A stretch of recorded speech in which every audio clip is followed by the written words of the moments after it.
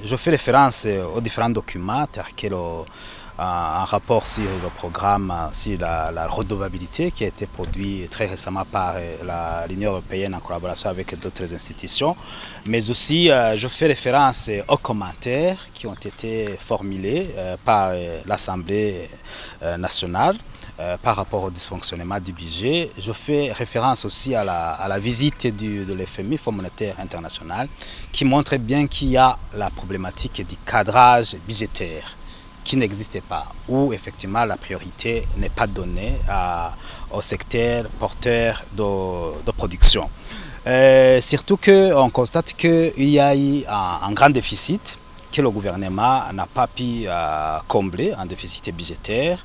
D'ailleurs, même dans la prévision actuelle, on voit que le déficit budgétaire est estimé à plus de 728 milliards. C'est un montant énorme par rapport à une recette, à une dépense qui est estimée à 3 900 combien milliards.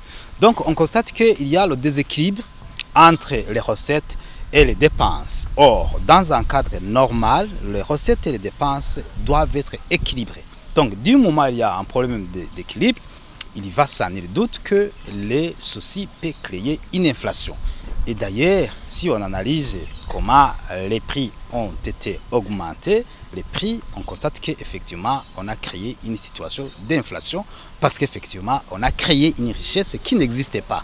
Parce qu'effectivement, quand on fait un accroissement de plus de 68%, on constate que la croissance économique qui était estimée à 2%, on voit qu'il y a le déséquilibre. Donc voilà, la lecture que je dois faire, c'est qu'il faut absolument améliorer le cadre d'élaboration d'un budget, mais aussi la mise en œuvre et aussi mettre en place le système d'évaluation crédible.